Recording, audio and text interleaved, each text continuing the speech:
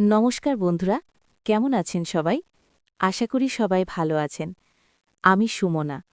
আজ আমি আপনাদের সাথে আমার জীবনের এমন এক গোপন অধ্যায় শেয়ার করতে যাচ্ছি, যা শুনলে হয়তো আপনারা আমাকে ঘৃণা করবেন অথবা আমার পরিস্থিতির শিকার হওয়াটা বুঝতে পারবেন। এই গল্পটা একাকিত্বের, এই গল্পটা ভুলের, আর এই গল্পটা এক নিষিদ্ধ সম্পর্কের। মূল গল্পে যাওয়ার আগে ছোট্ট একটা অনুরোধ, যারা এখনও আমাদের চ্যানেলটি সাবস্ক্রাইব করেননি তারা এখনই সাবস্ক্রাইব করে বেল আইকনটি বাজিয়ে দিন।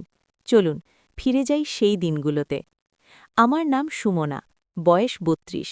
দেখতে শুনতে আমি বেশ সুন্দরীই বলা চলে। অন্তত আয়নার সামনে দাঁড়ালে নিজের যৌবনকে যখন এখনও অটুট দেখি তখন নিজেরই গর্ব হয়। কিন্তু এই গর্ব করার মতো কেউ আমার জীবনে নেই। আমার স্বামী ইমতিয়াজ সাহেব বয়সে আমার চেয়ে প্রায় ১৫ বছরের বড়। উনি এক মস্ত বড় ব্যবসায়ী, টাকার পাহাড় গড়েছেন। কিন্তু সেই পাহাড়ে চড়ার সময় বা আমার সাথে কাটানোর মুহূর্তগুলো ওনার কাছে যেন একটা বিলাসিতা। বিয়ের পর প্রথম কয়েক বছর তো ভালোই কেটেছে, কিন্তু তারপর থেকে ওনার ব্যবসা যত বড় হয়েছে আমাদের মধ্যেকার দূরত্ব ততই বেড়েছে। রাতে বাড়ি ফিরে উনি ক্লান্ত শরীর নিয়ে বিছানায় পড়েন, আর আমি একা জানালার ধারে বসে চাঁদের আলোয় নিজের ছায়া দেখি। কত রাত কেটেছে এভাবে, যেখানে আমার মনের কথা বলার কেউ নেই, শুধু নীরবতা আর অন্ধকার। আমাদের বাড়িটা কলকাতার একটা অভিজাত এলাকায়। চারদিকে উঁচু দেওয়াল, সুন্দর বাগান, আর ভিতরে সব কিছু যেন একটা ছবির মতো সাজানো। কিন্তু এই সাজানো জীবনের পেছনে একটা গভীর খাঁজ আছে, যা কেউ দেখতে পায় না। ইমতিয়াজ সাহেবের পরিবারও বড়, কিন্তু সবাই নিজের নিজের জীবনে ব্যস্ত। ওনার ছোট ভাই রাহুল, যে বয়সে আমার চেয়ে কয়েক বছরের ছোট, সে এখনও অবিবাহিত। রাহুল একটা ক্রিয়েটিভ এজেন্সিতে কাজ করে, ফটোগ্রাফি আর ভিডিও এডিটিংয়ের দুনিয়ায় ডুবে থাকে। সে আমাদের বাড়িতেই থাকে, কারণ ইমতিয়াজ সাহেবের মা, যিনি আমার শাশুড়ি, তার স্বাস্থ্য ভালো নয়। তাই রাহুল এখানে থেকে মায়ের দেখভাল করে। প্রথম দিকে রাহুলকে আমি শুধু একটা পরিবারের সদস্য হিসেবেই দেখতাম, হাসিখুশি যুবক, যার চোখে সবসময় একটা দুষ্টু চকচকে ভাব ছিল। কিন্তু সময়ের সাথে সাথে সেই দৃষ্টি বদলে গেল, যেন একটা অদৃশ্য জালে আমরা দুজন জড়িয়ে পড়লাম। সবকিছু শুরু হয়েছিল গত বছরের শীতকালে। ইমতিয়াজ সাহেব তখন একটা বড় প্রজেক্টের জন্য দুবাই গিয়েছিলেন, ২ সপ্তাহের জন্য। বাড়িতে শুধু আমি, শাশুড়িমা আর রাহুল। শাশুড়িমা তখন অসুস্থ, তাই রাহুল আর আমি মিলে তার যত্ন নিতাম। এক রাতে যখন শাশুড়িমা ঘুমিয়ে পড়েছেন, আমি রান্নাঘরে চা বানাচ্ছিলাম। রাহুল হঠাৎ এসে বলল, ভাবি, আজ তোমার চা বানানো দেখে মনে হচ্ছে তুমি কোনো শিল্পী। তার কথায় একটা দুষ্টু হাসি ছিল, যা আমাকে অস্বস্তিতে ফেলে দিল। কিন্তু সেই অস্বস্তির মধ্যে একটা অদ্ভুত আকর্ষণও জাগল। আমি হেসে বললাম, তোমার ভাই তো কখনো এভাবে বলেন না। রাহুল চোখ নামিয়ে বলল, ভাইয়ের তো সময় নেই, কিন্তু আমি তো আছি। সেই রাতে আমরা অনেকক্ষণ কথা বললাম, আমার একাকিত্বের কথা, তার অতীতের কিছু গল্প। সে বলল, তার একটা প্রেমিকা ছিল কলেজে, কিন্তু সেই সম্পর্ক ভেঙে গেছে একটা রহস্যময় কারণে, যা সে কখনো খুলে বলেনি। আমি জিজ্ঞাসা করেছিলাম, কিন্তু সে শুধু হেসে বলল, কিছু রহস্য জীবনকে রোমাঞ্চকর করে তোলে ভাবি। পরের দিনগুলোতে আমাদের মধ্যে একটা অদৃশ্য বন্ধন গড়ে উঠল। রাহুল আমাকে তার ফটোগ্রাফির ছবি দেখাত, আর আমি তার সাথে বাগানে হাঁটতাম। একদিন বিকেলে যখন বৃষ্টি পড়ছিল, আমরা বারান্দায় দাঁড়িয়েছিলাম। রাহুলের হাত আমার কাঁধে স্পর্শ করল, যেন দুর্ঘটনায়, কিন্তু সেই স্পর্শে একটা বিদ্যুৎ প্রবাহ যেন আমার শরীরে ছড়িয়ে পড়ল। আমি সরে গেলাম না, শুধু চোখে চোখ রেখে বললাম, এটা ঠিক নয় রাহুল। সে ফিসফিসিয়ে বলল, কিন্তু এটা যদি সত্যি হয়? জীবন তো একবারই ভাবি। সেই মুহূর্তে আমার মনের মধ্যে একটা যুদ্ধ শুরু হলো, নিষিদ্ধতার ভয় আর অভাবের ক্ষুধা। কিন্তু আমি জানতাম না, এই সম্পর্কের পেছনে একটা গভীর রহস্য লুকিয়ে আছে, যা আমার জীবনকে উল্টে দেবে। দিন যত যাচ্ছিল, রাহুলের সাথে আমার সময় কাটানো বাড়ছিল। এক রাতে যখন ইমতিয়াজ সাহেব ফোনে বললেন যে তিনি আরও কয়েকদিন দেরি হবে, আমি অসহায় বোধ করলাম। রাহুল তখন আমার ঘরে এসে বলল, ভাবি, তোমাকে একটা গিফট দিতে চাই। সে একটা ছোট বাক্স দিল, যার মধ্যে একটা সুন্দর নেকলেস। আমি অবাক হয়ে বললাম, এটা কেন? সে বলল, কারণ তুমি একা নও, আমি আছি। সেই রাতে আমরা কথা বলতে বলতে অনেক দূর চলে গেলাম, তার অতীতের সেই প্রেমিকার কথা, যে হঠাৎ করে অদৃশ্য হয়ে গেছে।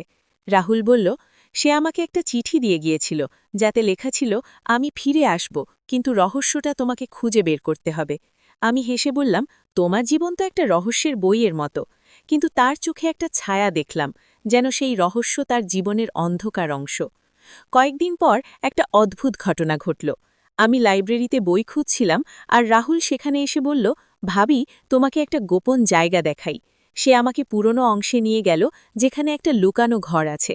সেখানে পুরনো ছবি, চিঠি আর কিছু ডায়েরি। রাহুল বলল, এখানে আমাদের পরিবারের রহস্য লুকিয়ে আছে। আমি একটা ডায়েরি খুলে দেখলাম, যাতে লেখা ছিল ইমতিয়াজ সাহেবের অতীতের কিছু কথা, একটা পুরনো প্রেমের গল্প যা কখনো শেষ হয়নি। আমি অবাক হয়ে রাহুলকে জিজ্ঞাসা করলাম, এটা কি? সে বলল, ভাইয়ের জীবনও তো রহস্যে ভরা, ভাবি। কিন্তু তোমার সাথে থেকে আমি সেই রহস্য ভুলে যাই। সেই মুহূর্তে তার কাছে হওয়ার একটা অদম্য টান অনুভব করলাম, যেন আমাদের মধ্যেকার দূরত্ব মুছে যাচ্ছে। কিন্তু আমি জানতাম এটা নিষিদ্ধ, এটা ভুল। তবুও সেই রাতে আমরা কথা বলতে বলতে সময় কাটালাম, যেখানে শব্দের মধ্যে লুকিয়েছিল অনেক অসম্পূর্ণ ইচ্ছা। ইমতিয়াজ সাহেব ফিরে এলেন কয়েকদিন পর, কিন্তু তার ফিরে আসার সাথে সাথে আমার মনের অশান্তি বাড়ল। রাহুলের সাথে চোখাচোখি হলে যেন একটা গোপন সংকেত বিনিময় হতো। একদিন সকালে যখন ইমতিয়াজ সাহেব অফিসে গিয়েছেন, রাহুল আমাকে বলল, ভাবি, আজ তোমাকে একটা সারপ্রাইজ দিতে চাই। সে আমাকে গাড়ি করে শহরের বাইরে নিয়ে গেল, একটা নির্জন লেকের ধারে। সেখানে আমরা হাঁটলাম, কথা বললাম। রাহুল বলল, তোমার চোখে আমি নিজেকে দেখি, ভাবি, কিন্তু এই সম্পর্কটা কি সত্যি? আমি চুপ করে রইলাম, কিন্তু আমার হাত তার হাতে স্পর্শ যেন একটা নিষিদ্ধ ফলের স্বাদ। সেই দিন আমরা ফিরে এলাম, কিন্তু আমার মনের মধ্যে একটা ঝড় উঠল। রাতে ইমতিয়াজ সাহেবের পাশে শুয়ে থেকেও আমি রাহুলের কথা ভাবছিলাম। কয়েকদিন পর আরেকটা রহস্য উন্মোচিত হল। আমি রাহুলের ঘরে গিয়েছিলাম কিছু জিনিস দিতে, আর সেখানে তার টেবিলে একটা চিঠি দেখলাম। চিঠিতে লেখা ছিল, রাহুল, তুমি জানো না, কিন্তু সত্যটা তোমার কাছে আসছে। সুমনাকে সতর্ক করো। আমি অবাক হয়ে রাহুলকে জিজ্ঞাসা করলাম, এটা কি? সে চমকে উঠে বলল, এটা আমার অতীতের প্রেমিকার থেকে। সে ফিরে এসেছে, কিন্তু কেন? আমার মনে একটা ভয় জাগল। এই সম্পর্কের পেছনে কি কোনো ষড়যন্ত্র? রাহুল বলল, ভাবি, তোমাকে আমি রক্ষা করব, কিন্তু আমাদের মধ্যেকার এই বন্ধনকে কেউ ছিনিয়ে নিতে পারবে না। সেই রাতে আমরা কাছাকাছি এলাম, যেন একটা দুষ্টু খেলায় জড়িয়ে পড়লাম, কিন্তু সবকিছু ইঙ্গিতের মধ্যে সীমাবদ্ধ রাখলাম। আমার মন বলছিল এটা ভুল, কিন্তু হৃদয় বলছিল এটা জীবনের একমাত্র আলো। দিনগুলো কাটছিল রহস্য আর আকর্ষণের মধ্যে। রাহুলের সেই প্রেমিকার চিঠি আমাকে অস্থির করে তুলল। আমি খুঁজে বের করার চেষ্টা করলাম, কিন্তু রাহুল বলল, এটা আমার অতীত, তোমাকে জড়াতে চাই না। কিন্তু আমি জানতাম এই রহস্য আমাদের সম্পর্ককে আরও জটিল করে তুলবে। একদিন রাতে যখন ইমতিয়াজ সাহেব ঘুমিয়ে পড়েছেন, রাহুল আমার ঘরে এসে ফিসফিসিয়ে বলল, ভাবি, তোমার সাথে থেকে আমি নিজেকে পূর্ণ মনে করি। সেই মুহূর্তে আমরা একটা নিষিদ্ধ লাইন অতিক্রম করলাম, যেন একটা দুষ্টু রহস্যের দরজা খুলে গেল। কিন্তু পরের দিন সকালে একটা ফোন কল এলো, অজানা নম্বর থেকে, যাতে বলা হলো, সুমনা, তুমি যা করছো তা থামাও, না হলে সব কিছু উন্মোচিত হবে। আমার হাত পা ঠান্ডা হয়ে গেল। এটা কে? রাহুলের প্রেমিকা, নাকি অন্য কেউ? সেই ফোন কলের পরের দিন সকালে আমি রাহুলকে জিজ্ঞাসা করলাম, কে এটা করতে পারে? তোমার সেই পুরনো প্রেমিকা? রাহুলের মুখ ফ্যাকাশে হয়ে গেল। সে অনেকক্ষণ চুপ করে থেকে বলল, ভাবি, আমি তোমাকে সব বলিনি। তার নাম ছিল রিয়া। কলেজে আমরা খুব ভালোবাসতাম, কিন্তু একদিন সে হঠাৎ অদৃশ্য হয়ে গেল। চিঠি রেখে গিয়েছিল যে সে ফিরবে, কিন্তু রহস্যটা আমাকে খুঁজে বের করতে হবে। আমি অনেক খোঁজ করেছি, কিন্তু কিছু পাইনি। এখন মনে হচ্ছে সে ফিরে এসেছে, আর আমাদের এই সম্পর্ক দেখে রাগ করছে। তার গলায় একটা অদ্ভুত কাঁপুনি ছিল, যেন সে পুরো সত্যটা বলছে না। আমি তার চোখে তাকিয়ে বুঝলাম এখনও কিছু লুকোচ্ছে। দিন কয়েক কেটে গেল অস্থিরতায়। ইমতিয়াজ সাহেব বাড়িতে থাকলেও তার সাথে আমার কথা প্রায় হতো না। তিনি ব্যস্ত থাকতেন ফোন আর মিটিংয়ে। রাহুলের সাথে দেখা হলে আমরা শুধু চোখের ইশারায় কথা বলতাম, কিন্তু সেই ইশারাতেও একটা দুষ্টু উত্তেজনা ছিল, যা আমাদের থামাতে পারছিল না। এক রাতে যখন পুরো বাড়ি ঘুমিয়ে পড়েছে, রাহুল আমার ঘরে এলো। দরজা বন্ধ করে সে ফিসফিস করে বলল, ভাবি, আমি আর সহ্য করতে পারছি না। এই দূরত্ব, এই ভয়, আমি তোমাকে চাই। তার চোখে একটা জ্বলন্ত আগুন ছিল। আমি প্রতিবাদ করার চেষ্টা করলাম, কিন্তু আমার শরীর যেন তার কাছে আত্মসমর্পণ করতে চাইছিল। সেই রাতে আমরা একটা নিষিদ্ধ সীমা পেরিয়ে গেলাম, শব্দহীন, অন্ধকারে, যেন দুজনে মিলে একটা গোপন স্বপ্ন বুনছি। সেই মুহূর্তগুলোতে সময় থেমে গিয়েছিল, শুধু ছিল হৃৎস্পন্দন আর নিঃশ্বাসের খেলা। কিন্তু পরে যখন সে চলে গেল, আমার মনে শুধু অপরাধবোধ আর ভয়। পরের সপ্তাহে আর একটা চিঠি এলো, এবার আমার নামে। খামের ভেতর একটা ছবি আর এক লাইন, তুমি যা করছ তার পরিণাম ভয়ঙ্কর হবে। ছবিটা ছিল আমার আর রাহুলের, সেই লেকের ধারে হাঁটার সময়কার। কেউ আমাদের ফলো করছে। আমি কেঁপে উঠলাম, রাহুলকে দেখাতে গেলাম। সে ছবি দেখে চুপ করে গেল, তারপর বলল, ভাবি, আমি এটা ঠিক করে দেব, তুমি চিন্তা করো না। কিন্তু তার গলায় আত্মবিশ্বাসের বদলে একটা অসহায়তা ছিল। আমি নিজে খোঁজ শুরু করলাম। একদিন ইমতিয়াজ সাহেবের পুরনো লাইব্রেরিতে গিয়ে আবার সেই ডায়েরি খুললাম। এবার আরও গভীরে পড়লাম। দেখলাম ইমতিয়াজ সাহেবেরও একটা পুরনো প্রেম ছিল, নাম রিয়া। একই মেয়ে। কলেজে ইমতিয়াজ আর রাহুল ভাইয়েই রিয়াকে ভালোবেসেছিল। রিয়া ইমতিয়াজকে বেছে নিয়েছিল, কিন্তু পরে বুঝতে পারে যে রাহুলের প্রতি তার মন টানছে।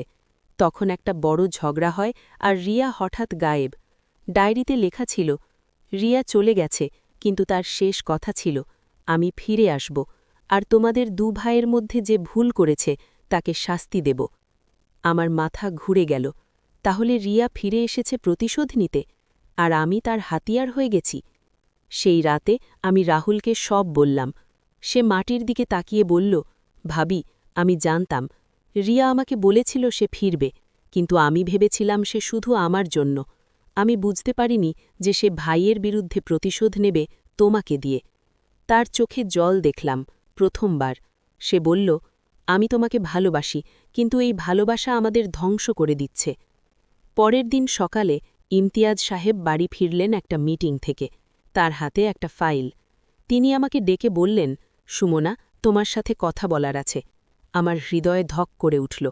কিন্তু তিনি যা বললেন তা একদম অন্য। আমি জানি তুমি একা, আমি তোমাকে সময় দিতে পারিনি, কিন্তু আমি চেষ্টা করব এখন থেকে। আমি অবাক হয়ে তাকিয়ে রইলাম। তিনি বললেন, রাহুল আমাকে সব বলেছে, রিয়ার কথা, তার প্রতিশোধের পরিকল্পনা, আর তোমাদের মধ্যেকার কথা। আমার পা থেকে মাটি সরে গেল। আমি কিছু বলার আগেই রাহুল ঘরে ঢুকল। সে বলল, ভাইয়া, আমি ভুল করেছি, কিন্তু আমি এটাও জানি যে রিয়া এখনও আমাদের চারপাশে ঘুরছে। হঠাৎ দরজায় বেল বাজল। পুলিশ। তাদের সাথে একজন মহিলা, রিয়া। সে হাসছে। পুলিশ বলল, এই মহিলা কয়েক মাস ধরে আপনাদের ফলো করছে, থ্রেট করছে। আমরা তার ফোন ট্র্যাক করে ধরেছি। রিয়া চিৎকার করে বলল, তোমরা ভাই আমার জীবন নষ্ট করেছ। আমি শুধু প্রতিশোধ নিতে চেয়েছিলাম। কিন্তু তার চোখে পাগলামি ছিল। পুলিশ তাকে নিয়ে গেল।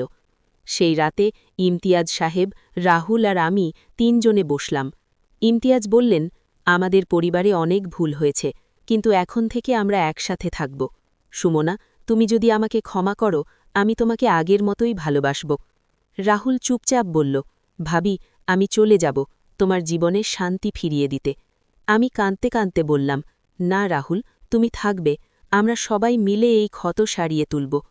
মাস কয়েক পর রিয়াকে মানসিক হাসপাতালে ভর্তি করা হয়েছে। রাহুল অন্য শহরে চলে গেছে নতুন জীবন শুরু করতে।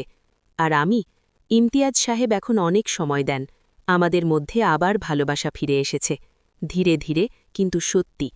আমার মনে এখনও সেই নিষিদ্ধ মুহূর্তগুলোর ছায়া আছে, কিন্তু আমি বুঝেছি সত্যিকারের ভালোবাসা হল সেই, যা তোমাকে ধ্বংস করে না, বাঁচিয়ে রাখে।